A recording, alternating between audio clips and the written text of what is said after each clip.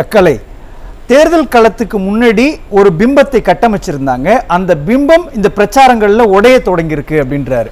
உண்மைதானா? அது நிச்சயமா என்னென்ன பிம்பம் கட்டப்பட்டது? உதாரணமா மகளிர் உரிமை தொகையை பெரிய திட்டமா அவங்க அறிவிச்சிட்டு இருந்தாங்க.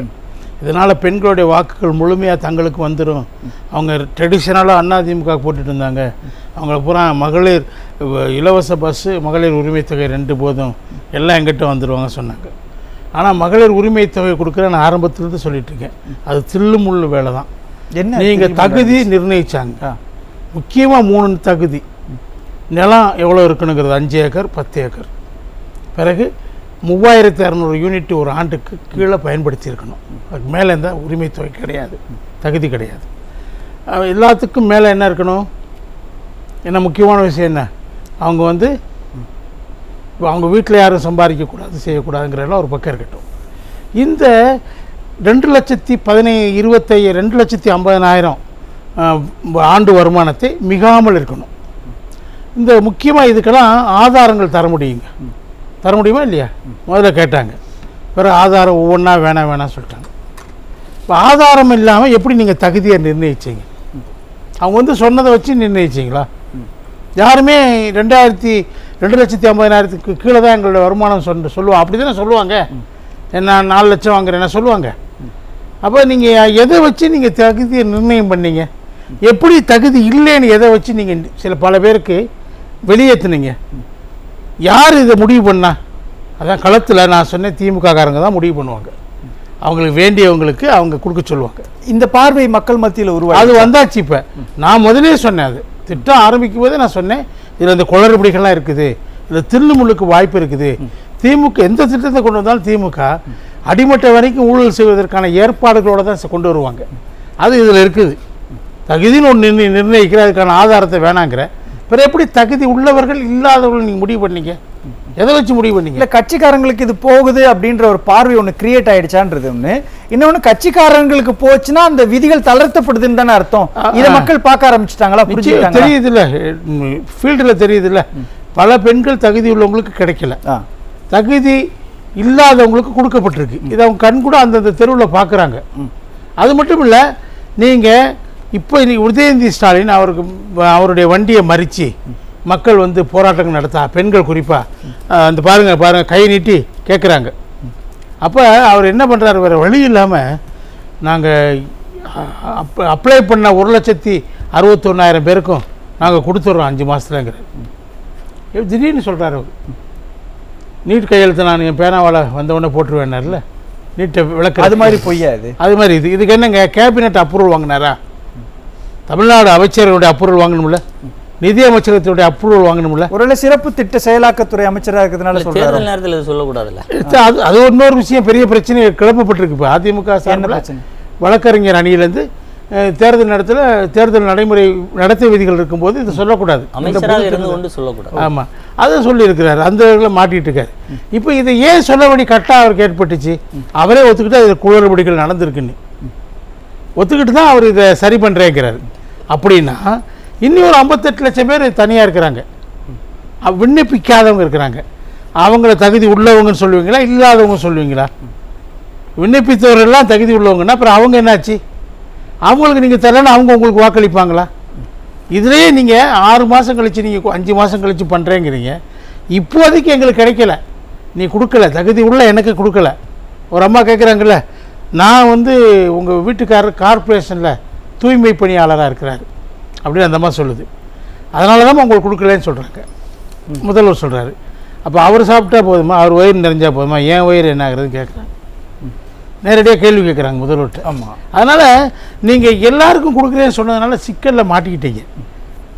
இப்போ நீங்கள் ஒன்றும் இல்லைங்க, மகளிர் உரிமை தொகைன்ற இந்த விஷயம் மட்டும்தான் பிரதானம் பட்டிருக்குதா? நீங்கள் எப்படி தாண்டி அவங்க ஏற்கனவே கொடுத்த வாக்குறுதிகள் பல இது செய்யலை இல்லையா?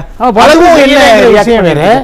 பல திட்டங்களை பெண்களுக்கு கொடுத்த இந்த திட்டங்களை நிறுத்திட்டு தான் புதுமைப்படுத்திட்டு கொடுக்குறாங்க. அதுக்காக 4 திட்டங்களை அதிமுக ஆட்சியில் கொடுத்துட்டு இருந்த திட்டங்களை நிறுத்தி வச்சுட்டு, என்னென்ன திட்டங்கள் கொடுக்கப்பட்டது, நிறுத்தப்பட்டது?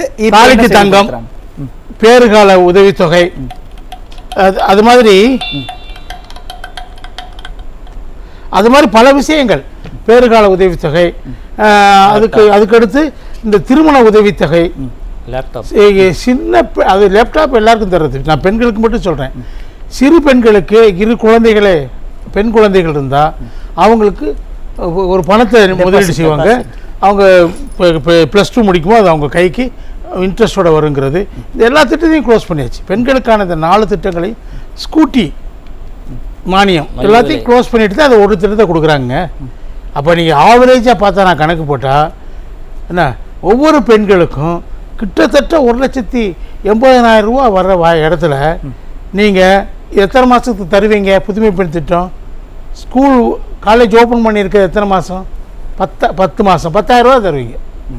அப்போ உங்களுக்கு எவ்வளோ லாபம் அரசாங்கத்துக்கு? பெண்களுக்கு எவ்வளோ நஷ்டம் கணக்கு போட மாட்டாங்களா? ஒன்றும் இல்லைங்க. இப்போ இன்னைக்கு சிதம்பரம் அவர்கள் ஒரு ஸ்டேட்மெண்ட் கொடுக்குறாரு. சிதம்பரம் நேற்று நாங்கள்லாம் கேட்டோம், நீங்கள் 2 வாக்குறுதி கொடுத்துருக்கீங்க. ஒன்று எப்படி போலி வாக்குறுதி கொடுக்குறாங்க சொல்கிறேன். அதை திமுக அமைச்சர்கள் பல பேர் என்ன சொல்லியிருக்காங்கன்னா, அது கதாநாயகன் சொல்கிறாங்க. அந்த வாக்குறுதியை கதாநாயகன் சொல்லியிருக்கிறாங்க. என்ன சொல்கிறாங்க? முதல்ல நான் கேட்டேன் நேற்று, நீங்கள் வறுமை கோட்டுக்குள்ளே இருக்கிற மக்களுக்கு ஆண்டுக்கு 1 லட்ச ரூபா கொடுக்குறேங்கிறீங்க. ஒரு குடும்பத்துக்கு 20 கோடி பேர் ஆவரேஜாக இருக்கிறாங்க. அது முன்ன பின்ன கணக்கு இருந்தாலும் 20 கோடி நான் ரொம்ப ஆவரேஜாக பார்க்குறேன். அதில் மேலே இருக்குது 38 கோடியிலேருந்து இருக்குது. நான் ஆவரேஜாக இப்போ கொஞ்சம் பேரை குறைச்சிட்டேங்கிறாங்க. அதெல்லாம் கணக்கில் எடுத்துகிட்டு 20 கோடியாக நான் கணக்கு வரேன். 20 கோடி பேருக்கு நீ குடும்பங்களுக்கு நீங்கள் தரணும்னா 20 × 1 லட்சம், 20ஓட நீங்கள் 5 சேர்க்கணும். 20 லட்சம் கோடி ஆச்சா? எம்எஸ்பியில் நீங்கள் சுவாமிநாதன் அறிக்கை எப்படி கொடுக்கணும்னா 10 லட்சம் கோடி கொடுக்கணும். 30 லட்சம் கோடியை நீங்கள் இதுக்காக 2 திட்டங்களுக்காக கொடுத்துட்டீங்கன்னா உங்கள் மொத்த பட்ஜெட்டே 47 லட்சம் கோடி தான். இது சாத்தியமானு கேட்டேன். இன்றைக்கி என்ன தெரியுமா ஸ்டேட்மெண்ட் கொடுக்குறாரு? ஏழ்மையிலும் ஏழ்மையானவர்களுக்கு தான் நாங்கள் கொடுக்குறோன்னு சொல்லியிருக்கோம். அப்படி எங்கே சொல்லியிருக்கீங்க? இப்போயே மாற்றிட்டார், அவர் பிளேட்டை மாற்றிட்டார். ஏழ்மையிலும் ஏழ்மையானவங்க எங்கெங்கே இருக்காங்க? ரோட்டில் போய் பிளாட்ஃபார்மில் இருக்கிறவங்களெல்லாம் கூட்டிகிட்டு போவீங்களா? அவங்களுக்கெல்லாம் கொடுப்பீங்களா? எங்கே கணக்கு எங்கே இருக்குது அதுக்கு? அப்படி ஒரு கணக்கு சொல்கிறார் புதுசாக. இதுதாங்க இவங்க எல்லாமே இந்த புதுமை பெண் திட்டத்தில் இந்த உரிமை தொகையை எல்லாருக்கும் கொடுக்குறேன்னு சொல்லிவிட்டு 2 கோடியே 21 லட்சம் பேருக்கு கூட ஐயோ அவ்வளோலாம் பணம் இல்லைங்கன்னொன்னே இப்படி தகுதியை கொண்டு வந்து அவங்களுக்கு வேண்டியவங்களுக்காக கொடுத்தாங்க. அந்த கட்சிக்காரங்க தங்களுக்கே வாக்களிக்கணும். இல்லை, இவ்வளோ விஷயங்களை செய்கிற திமுக காங்கிரஸினுடைய நிலைப்பாடு எதை வெளிப்படுத்துது? எல்லாத்துலேயும் அவங்க கூட்டணி தாங்க. ஒன்று சொல்கிறேன், நான் எது வேணா அறிவிக்கலாம், வெற்றி மட்டும்தான் இலக்கு. நீங்கள் சமீபத்தில் வந்த ஒரு விஷயம், வெளிப்பட்ட விஷயம் இது கச்சத்தீவு விஷயம். கச்சத்தீவில் நான் 3 பேர் குற்றவாளிகள்ங்கிறேன். யார் யார்? முதல் குற்றவாளி காங்கிரஸ், 2வது குற்றவாளி பாஜக, திமுக அவங்களோட துணை போச்சு. இப்போ வந்துருச்சு, ஒத்துக்கிட்டு மறைமுகமாக அந்த திட்டத்தை ஒத்துக்கிட்டு வெளியில் நான் அவங்க பெர்மிஷன் வாங்கிக்கிறாரு.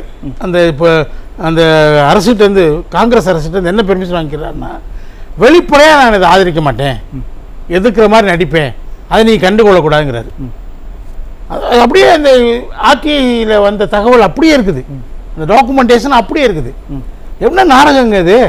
ஒரு முதல்வராக இருக்கிறவர் ஒரு பெரிய விஷயம், தமிழக மீனவர்களை பெரிதும் பாதிக்கக்கூடிய ஒரு விஷயத்தில் இன்னைக்கு என்னாச்சு? பாஜக நாடகம் ஆடின மாதிரி தான் பல விஷயங்களை ஜெயலலிதா அம்மா அதில் வழக்கு தொடுத்தாங்க. இதில் பியூராக இருக்கிறது, இதில் எந்த குற்றமும் சாட்ட முடியாத கச்சத்தீவு விஷயத்தில் அதிமுக மட்டும்தான். வேற இந்த 3 கட்சிகளும் நாங்கள் குற்றவாளிகள் அல்லன்னு சொல்றதுக்கு அவங்க வாயில்லை. எப்படி? அதிமுக அது வழக்கு தொடுத்தாங்க. ஜெயலலிதா அம்மா தனிப்பட்ட முறையில் வழக்கு தொடுத்தாங்க. ஆட்சிக்கு வந்த பிறகு வருவாய்த்துறை அதில் இம்ப்ளீட் பண்ணாங்க. ஏன்னா அவங்ககிட்ட தான் சாட்சி இருக்குது.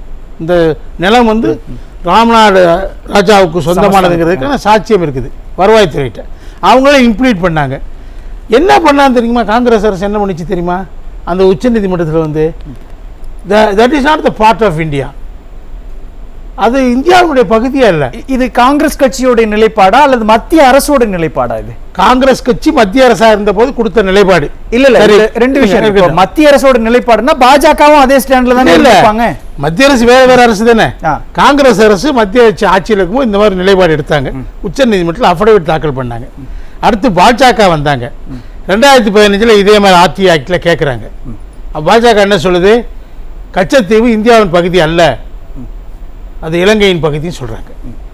அதுக்கடுத்து சென்னையில் ஒரு நீதிமன்றத்தில், சென்னை ஹைகோர்ட்டில் இந்த முடிச்சிரு வழக்கு வருது. அப்பையும் பாஜக அரசு என்ன சொல்லுது? அது நம்ம பகுதி இல்லைன்னு சொல்கிறாங்க. அதனால தான் அந்த அந்த பகுதியை அந்த அந்த இடத்த இந்தியாவுக்கு சொந்தமானது, அதை கொடுத்தது தவறுன்னு சொல்லி நீதிமன்றத்தால் சொல்ல முடியல. ஏன்னா 2 அரசுகளும் என்ன சொல்கிறாங்க, நம்ம பகுதி இல்லைன்ட்டாங்க. அப்போ இப்போ பாஜக என்ன சொல்லுது, நான் கச்சத்தீவை மீட்போன்னு சொல்கிறாங்க. காங்கிரஸ் இப்போ தேர்தல் அறிக்கை என்ன தெரியுமா சொல்லியிருக்காங்க, அந்த மீனவர்களை பாதுகாப்போம், அவர்களுடைய மீன்பிடி படகுகளை பாதுகாப்போம் சொல்கிறாங்க. கச்சத்தீவை மீட்போன்னு சொல்லலை. ஆனால் அவங்க கூட்டணியில் இருக்கக்கூடிய திமுகவும் இதர கட்சிகளும் கச்சத்தீவை மீட்போங்கிறாங்க. இது நாடகமாக இல்லையா? பேசலாம் கலை பேசலாம். இல்லை, தமிழகத்துக்கு எதிராக எல்லா பிரச்சனைகளையும் பாஜக, காங்கிரஸ், திமுக கூட்டணி சேர்ந்திருக்காங்க. மூவரணி இது பொருந்த கூட்டணி. இப்போ இங்கே தான் வந்து தனித்தனியாக நிற்கிறாங்க. பாஜக கூட்டணி, அண்ணா திமுக கூட்டணி சொல்லி அதில் காங்கிரஸ் இருக்குது. இவங்க 3 பேருமே சேர்ந்து தமிழகத்துக்கு எதிராகத்தான் எல்லா திட்டங்கள்லையும். கச்சத்தீவு நான் சொன்னேன் உங்களுக்கு ஏற்கனவே. மூவரும் அந்த கச்சத்தீவை இலங்கை கொடுத்தது சரிங்கிற நிலைப்பாட்டை தான் எடுத்திருக்கிறாங்க. தமிழகத்துக்கு ஆதரவாக, தமிழக மீனவர்களுக்கு ஆதரவாக எடுக்கலை. அந்த கச்சத்தீவு அந்த நிலப்பரப்பை மட்டும் கொடுக்கல, சுற்றி இருக்கக்கூடிய கடல் பரப்பையும் கொடுத்தாங்க. மீனவர் மீன்பிடி பரப்பளவு ரொம்ப சுருங்கி போச்சு. அது அது அந்த விஷயத்தில் நீட் எடுத்துக்கோங்க. நீட்டில் வந்து என்ன சொல்லிட்டு இருக்காங்க, நீட்டை சட்டம் இயற்றினாங்க. சட்டம் இயற்றும் போது 2012 அதில் மாநிலங்களுக்கு விலக்கு கொடுத்ததா ஒரு பொய்யை திமுக பரப்பிச்சு. அதில் எப்பயுமே 2010 எம்சிஐ நோட்டிஃபிகேஷனாக இருக்கட்டும், இவங்க அப்ரூவ் பண்ண எம்சிஐனுடைய அந்த டிராஃப்ட் இருக்கட்டும், எதுலேயுமே அது விலக்கு கொடுக்கப்படலை. 2013 இந்தியா முழுக்க எம்சிஐ நடத்தின நீட் தேர்வில் தமிழ்நாட்டிலையும் நடந்துச்சு. நான் சொல்கிறேன், கண்டிப்பாக எல்லாம் ரொம்ப பேர் இல்லைங்கிறாங்க. ஏப்ரல் 24 நடந்துச்சு தமிழ்நாட்டில். அது வந்து உச்சநீதிமன்றத்தில் 3 அமர்வு நீட் இல்லீகல் அண்ட் அன்கான்ஸ்டிடியூஷனல் தீர்ப்பு ரத்து பண்ணதுனால போயிடுச்சு. ஆனால் நீட்டை வந்து 3 பேருமே கடைசியாக நீட் தீர்ப்பு 2014 வரும்போது பாஜக ஆட்சி இருந்துச்சு. நீட்டு வேணும்னு சொல்லி 5 அமர்வுக்கு போனது யார்? அப்பீல் காங்கிரஸ். அவங்க தான் போனாங்க, காங்கிரஸ் ஆட்சியில் தான் போனாங்க. அதை வந்து தீர்ப்பு வரும்போது பாஜக இருந்துச்சு, அவங்க அதை அமல்படுத்தினாங்க. இதுதான் அதுலேயும் இவங்க 3 பேர் சேர்ந்து கூட்டணி தான். முல்லை பெரியார் விஷயத்தில் 3 கூட்டணி தான். தமிழ்நாட்டுக்கு தண்ணீர் தரக்கூடாதுங்கிறதுல 3 கூட்டணி. காவேரி பிரச்சனையில் 3 கூட்டணி. அங்க பாஜக அரசு இருந்தாலும் சரி, இந்த நீங்க காங்கிரஸ் அரசு திறக்கிறது இல்ல. நீங்க சொல்ற பாஜக, திமுக, காங்கிரஸ் இந்த 3 கூட்டணி செய்யக்கூடிய பிரச்சாரத்தை அதிமுகவினுடைய தலைவர் எப்படி எதிர்கொள்றார்? அவர் ரொம்ப எஃபெக்டிவாக தான் சொன்னாங்கல்ல, ரொம்ப எளிமையான தன்னுடைய பேச்சின் மூலமாக எந்த குறிப்பும் இல்லாமல் பேசுறாங்க. தப்பு இல்லாமல் இவங்க குறிப்புகளை வச்சுட்டு தப்பாக பேசுறாங்க. கங்கை கொண்ட சோழபுரத்தை என்ன கங்கானபுரம்ங்கிற சொல்றாரு நம்ம இளைய தளபதி. அது பக்கத்தில் ஒரு சாட்சியாக வந்து விடுதலை சிறுத்தைகள் திருமாவளவன் தலையில் அடிச்சுட்டு நிற்கிறாரு. என்ன அந்த அளவுக்கு குறிப்புகளை வச்சுட்டு தப்பாக படிச்சுட்டே இருக்கிறாங்க. சின்னத்தை மாற்றி சொல்கிறாங்க. இவங்க சொன்னாங்கல்ல, சகோதரி சொன்னாங்கல்ல, சின்னத்தை மாற்றி சொல்கிறாங்க, எல்லாம் பண்ணுறாங்க. நான் என்ன சொல்கிறேன், இந்த 3 கூட்டணி தமிழகத்துக்கு எதிரான கூட்டணி. இவங்க யார் ஆட்சியில் வந்தாலும் சரி, காங்கிரஸ் ஆட்சியில் வந்தாலும் சரி, பாஜக ஆட்சியில் வந்தாலும் சரி, கச்சத்தீவை மீட்க மாட்டார்கள். தேர்தல் அறிக்கையில் என்ன சொல்கிறாங்க, காங்கிரஸ் தேர்தல் அறிக்கை வெளியே வந்துச்சு. என்ன சொல்கிறாங்க தெரியுமா, மீனவர்களை பாதுகாப்பாங்களாம், தமிழக மீனவர்கள். அவங்க படகுகளை பாதுகாப்பாங்களாம். எப்படி? கச்சத்தீவை மீட்காமலேயே. அதே மாதிரி மொழிக் கொள்கை என்னங்க இருக்கு, இந்திய திணிக்கணுங்கிறத உறுதியாக இருக்காங்க பாஜகவும் காங்கிரஸும். அதை ஒத்துக்கிட்டு இங்கே வந்து நாடகம் ஆடுறாங்க திமுக. மொழிக் கொள்கையில் என்ன சொல்லிச்சு? இப்போ காங்கிரஸ் என்ன சொல்லி, பாஜக அறிக்கை நாளைக்கு வரப்போகுது, அது வந்தோடனே நீங்கள் பாருங்கள். காங்கிரஸ் என்ன சொல்லியிருக்காங்க தெரியுமா, அந்த 8வது அட்டவணையில் இருக்கக்கூடிய அங்கீகரிக்கப்பட்ட தேசிய மொழிகள் 22, அதில் இன்னும் சில மொழிகளை நாங்கள் போய் சேர்ப்போம்னு சொல்லியிருக்காங்க. ஆனால் திமுக டிமாண்ட் என்ன தெரியுமா, அதிமுக டிமாண்ட் என்ன? மதுரை மாநாட்டிலே ஏற்றப்பட்ட தீர்மானத்தில் என்ன திரும்ப ஏற்றப்பட்ட தீர்மானங்கள், அந்த 22 மொழிகளையும் அஃபீஷியல் லாங்குவேஜ் ஆக்கணும். அஃபீஷியல் லாங்குவேஜ் அலுவல் மொழிகள். இப்போ என்ன இருக்குது, ஆங்கிலமும் இந்தி மட்டும்தான் இருக்குது. இந்திய அலுவல் மொழியாக கொண்டு வந்தது யார்? காங்கிரஸ் ஆட்சியில். எல்லா கமிட்டி அறிக்கைகளும் கவர்னருடைய அதிகாரத்தை பறிக்கணும்னு சொல்லும்போது ஆட்சியில் 10 வருஷம் இருந்தவங்க செஞ்சாங்களா சொல்லுங்க, பேசலாம். அது எப்படி செஞ்சாங்களா? பாஜக செஞ்சிச்சா வந்த பிறகு? தமிழ் மொழிக்கு அந்தஸ்து உங்க கொடுத்தாங்களா? அனுமதியோட நான் அதிவிராம பண்ணி எல்லா விஷயத்திலும் இவங்க மூவர் கூட்டணிங்க. ஆமா இவங்க அதிவிராம ரெண்டு தனித்தனியா நிக்கிறாங்க. கலை அவ்வளவுதான். பட்டியலிடக்கூடிய இவ்வளவு பிரச்சனைகள் இருக்குது. இதை இன்னும் ஏராளம். எப்படி அதிமுக களத்துல மக்கள்கிட்ட கொண்டு சேர்க்கிறீங்க? இல்லை சார், அதான் அதிமுகவினுடைய அந்த தூய்மையான தன்மை தான் சார். இப்போ கலை சார் சொன்னதுல அவர் சொல்ற பார்த்தா ரொம்ப குரூஷியலா இருக்குது. அவர் சொன்ன அனைத்திலுமே திமுகவுடைய பார்ட்டிசிபேஷன் இருக்கு, காங்கிரஸோட பங்களிப்பு இருக்கு, பிஜேபியோட பங்களிப்பு இருக்கு. எந்த இடத்திலாவது அந்த டிராவல் அதிமுக குறித்த ஒரு குறிப்போ இல்லை இவர்கள் இது போன்ற திட்டங்களுக்கு உடந்தையாக நின்ற மாதிரி சொல்ல முடியாது. அதுதான் அந்த அதிமுகவினுடைய இயல்பான தன்மை. மக்கள் இதை புரிஞ்சுக்கிட்டாங்களா? நிச்சயமா சார். சார் அதுதான், நீங்க அதிமுகவுக்கு எத்தனை இடர் வந்தாலும் மக்கள் மீண்டும் அதை அந்த உச்சத்துல தூக்கி வைக்கிறதுக்கு காரணம் என்னன்னா நம்ம நடவடிக்கையே மிகப்பெரிய பிரச்சாரம் சார். இவங்க இந்த மாதிரி ஒரு பிஜேபி ஒரு விஷயத்தை எடுத்து போடுறாங்க. இது ஏற்கனவே எல்லா மக்களுக்கும் தெரிந்த விஷயம் கச்சத்தீவு குறித்து. இப்போ அது விவாதிக்கப்படும் பொழுது கருணாநிதி மீது வைத்த குற்றச்சாட்டு, திமுக மீது வைத்த குற்றச்சாட்டு உண்மை என்பதுதான் எஸ்டாப்ளிஷ் ஆயிருக்கு. அப்போ அதிமுகவோட அந்த இயல்பான தன்மை பாருங்க. அப்போ இதில் 2008 அதிமுக எதிர்கட்சி, நாம் கட்சி பணத்திலோ இல்லை அரசு பணத்திலோ எதுலையும் அந்த வழக்கை தொடுக்கல.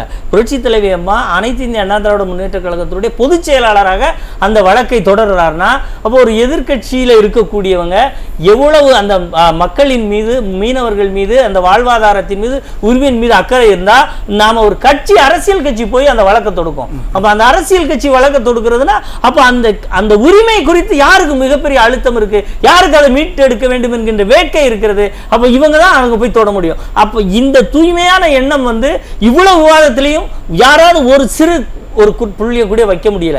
அப்படி சொல்லுகிற யாரும் இது போன்ற நடவடிக்கை எடுக்கல. சரி, அந்த நடவடிக்கை தொடர்ந்த பிறகாவது அதற்கு சப்போர்ட் பண்ணியிருக்காங்களா? அதுவும் இல்ல. இப்ப திமுக 2010 மீண்டும் இலங்கை அரசு ஒரு நோட்டீஸ் கொடுக்குது. அந்த நோட்டீஸ் கொடுக்கும்போது அரசு தான் அதற்கு பதில் சொல்ல வேண்டிய நிலை. அப்போதாவது அந்த வழக்கில் தமிழக அரசு, வருவாய்த்துறையை அது இணைத்திருக்கலாம். ஆனால் இணைக்கவில்லை. அப்போ புரட்சி தலைவி அம்மா 2011 வரும்போது அங்கே போய் சேர்க்கிறாங்கன்னா அந்த அதிமுகவினுடைய தன்மை என்பதே ஒரு மக்களினுடைய உரிமையை விட்டு கொடுத்து நமக்கு எந்த விதமான பாதுகாப்போ எந்த விதமான பலனோ வருவதாக இருந்தால் அது ஆட்சியே போனாலும் பரவாயில்லை, அதிகாரம் போனாலும் பரவாயில்லை, மக்கள் உரிமை மட்டும் விட்டு கொடுக்கும். பொய்க்கும் உண்மைக்குமான போர் நடக்குதா? நிச்சயமா. சரி, இந்த பொய்க்கும் உண்மைக்குமான மிக தெளிந்த போர் அது. அந்த போர்ல எப்போதும் அதிமுகவுக்கு இது போன்ற ஒரு சில இடர்கள் வரும். அதை மிகப்பெரிய அளவில் வென்று காட்டுவோம். பாஜக மீட் போங்கிறாங்க கச்சத்தீவை.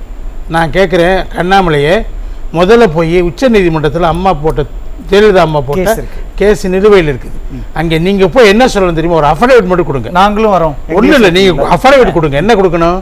கச்சத்தீவு இந்தியாவின் பகுதின்னு கொடுங்க. தீர்ப்பு என்ன வருதுன்னு பாக்குறோம். நீ கொடுங்க, தைரியம் இருந்தா கொடுங்க. கச்சத்தீவு சொல்றீங்களா? கொடுக்க சொல்லுங்க. கொடுக்க மாட்டான். பொய் பித்தலாட்டங்க.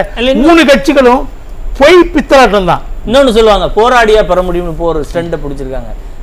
இலங்கை நம்மிடம் போராடி வாங்கல, பேசிதானே வாங்கினாங்க. இது அக்ரிமெண்ட் தான், இது சேல் கிடையாது.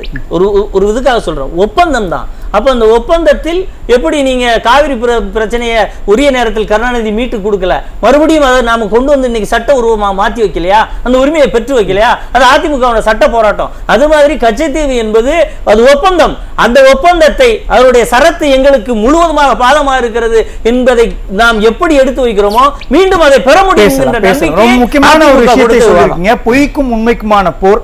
இதில் யார் ஜெயிப்பாங்க அப்படின்றத பார்க்கலாம்.